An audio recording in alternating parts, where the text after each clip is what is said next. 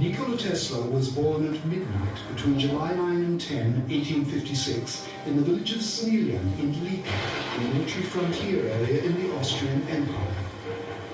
In many interviews he later gave as a renowned inventor in the USA, he described a childhood full of happiness, spent playing in the company of his large family, already showing his future genius.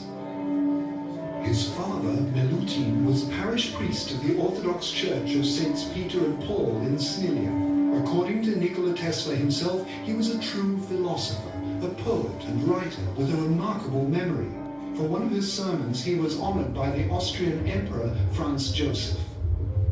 He also left a wonderful description of a shower of meteors near Smiljan on July 12, 1855, the year before Nikola was born. In some way, this heralded the birth of his son, the genius.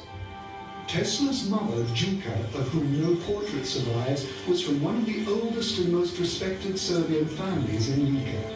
Her celebrated son Nikola later wrote that his mother, although illiterate, was a genius with great intuition. She had a special gift for invention and skilled fingers with which she wove the most beautiful patterns. Her brother, Nikola's uncle, the future Bishop Nikolai, was highly skilled at making home decorative pieces of wood and iron. He was also a specialist in bookbinding. The documentary records of Tesla's maternal ancestors, the Borisavljević family, are especially interesting. The Borisavljevićes were a family of many prominent Orthodox Church priests and also many military officers. During the 18th and 19th centuries, two members of the Borisavljević family were awarded noble titles by the Austrian Empire for their military achievements. They were raised in a spirit of war and courage, with a military understanding of humor, characteristics which were passed down from generation to generation. To understand Tesla's genuine and unusual personality, it's important to bear in mind the trio of important influences on his life: the culture and value system imbued by his family, his education in European scientific institutions, and the pragmatic American environment which not only allowed him to implement his revolutionary inventions from an early age, but also to continue with his complicated and expensive experiments. Between 1873 and 1880, Tesla studied engineering at the Graz University of Technology and the Charles University in Prague. This was the pioneering era for the science of electricity, and it was during Tesla's second year at Graz that he first saw the Gramme dynamo producing direct current, along with a noisy shower of sparks, and later working as a motor. Boldly, he stood and told Professor Peschel that he believed it was possible to make a more efficient machine which would work with alternating current. Despite the criticism of his teacher and the explanation that alternating current motors were impossible, in the years that followed, Tesla persisted in thinking about this problem, trusting his intuition. During this time, he developed an ingenious method of invention. This was based on the unusual ability of visualizing for himself a three-dimensional moving image of something he had imagined while awake and conscious. These images were so realistic and precise that he found drawings, measurements, and experiments were unnecessary.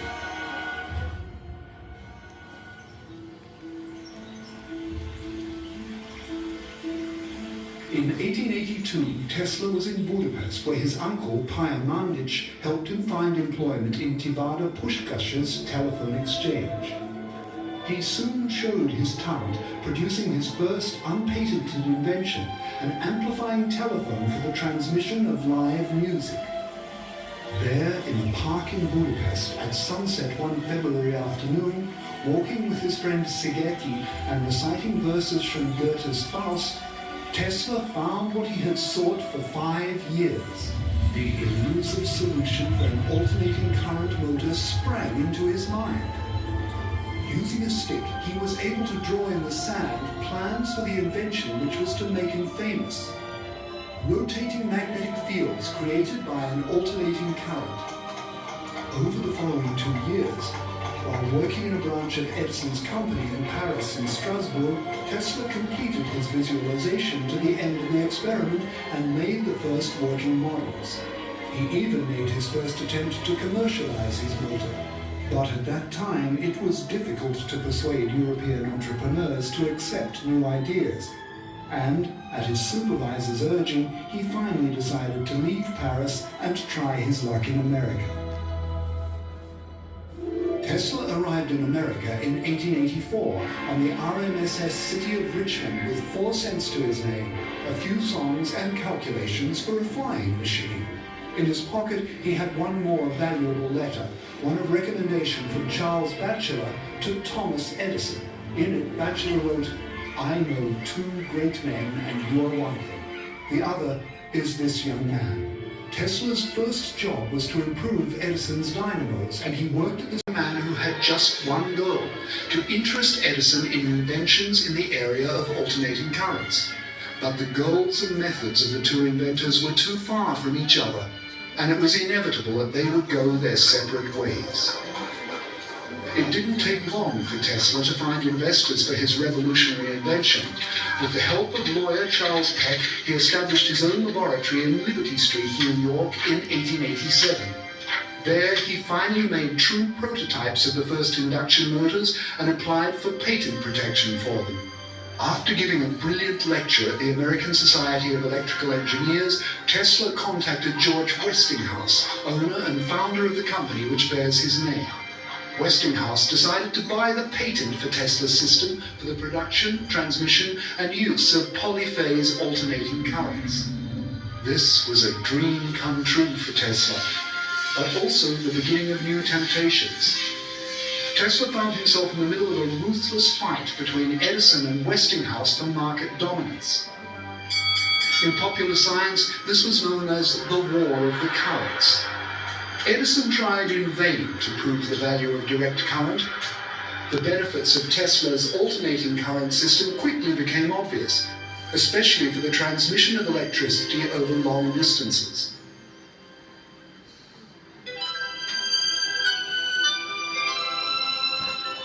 When Westinghouse used Tesla's system to light the World Exhibition in Chicago in 1893, a decisive blow was struck to the supporters of direct current. The exhibition opened in May 1903 with spectacular light shows and a demonstration of the complete transmission system for alternating current.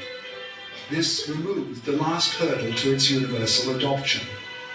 The Chicago success helped Westinghouse to obtain a contract to build a hydroelectric power plant at the Niagara Falls. This historic event was perhaps the most significant step towards creating a second industrial revolution. Of the 13 patents used in building the Niagara power system, 9 belonged to Tesla. Suddenly, Tesla was very famous. His inventions, discoveries, and visions were widely accepted by the scientific community, both at home and abroad. They were published in scientific magazines, daily and weekly newspapers, and in highly credible literary and intellectual reviews. During the last decade of the 19th century, Tesla became a superstar, a celebrity, and a very important person in New York's upper echelons. Prestigious American and European universities were falling over themselves to present him with medals and honors. After a lecture to the Royal Society in London in 1892, Tesla was advised by leading English scientists to concentrate his enormous creative energy on one problem. More and more, Tesla focused on the problem of meeting humanity's energy needs. From May 1899 until January 1900, Tesla stayed in Colorado Springs. There, in an unattractive timber laboratory, he undertook fascinating experiments with an oscillating transformer of 12 million volts and discovered resonant frequencies of the Earth, which established stationary waves. He believed he had found a mechanism which would transmit energy and information around the world.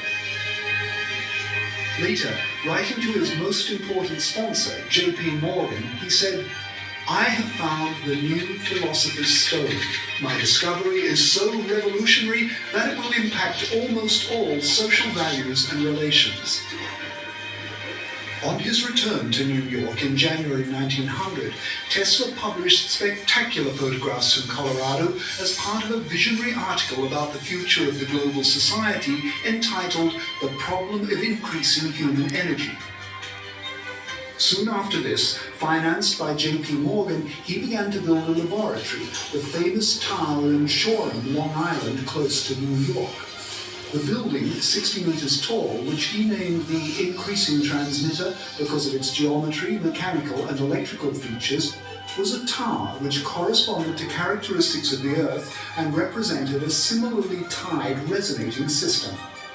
He intended this system to support wireless emission and transmission of information and energy to any point on the Earth. But his plans were to come to naught. J.P. Morgan suddenly withdrew all his funds and refused to finance any further work by Tesla. It seems that the final purpose of Tesla's system was unacceptable, and that the whole project was ahead of its time. Tesla was shocked. In 1908, Tesla refocused his work on machine engineering and delivered a number of new inventions such as turbo machines and blades. He wanted to earn enough money to finance construction of his world wireless system himself.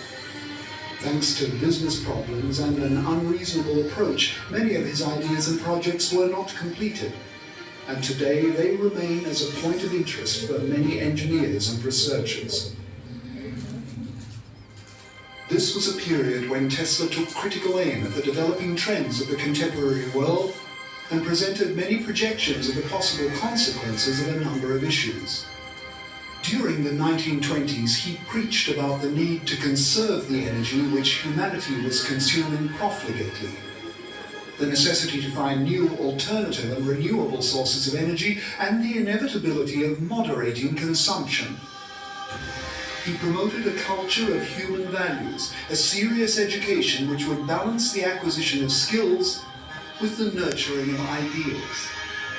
After the beginning of the Great Depression in 1929, he closed his laboratories and agencies and gave up on his efforts to develop a business based on the commercialization of his own discoveries.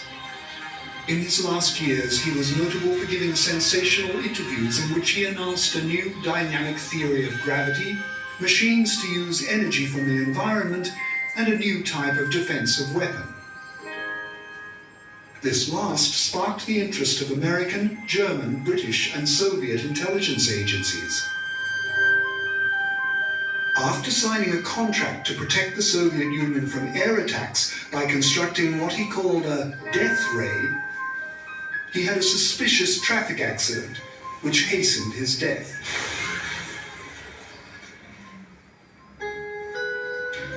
Tesla died peacefully in his sleep on Orthodox Christmas Day in 1943. He left behind 300 patents and thousands of sketches, notes, and ideas which are today preserved in the Tesla Museum in Belgrade. In the last days of his life, he said, "A great man is one who collects knowledge as bees collect honey and uses it to help other people find their way out of the difficulties that weigh on them. Hunger, ignorance, disease."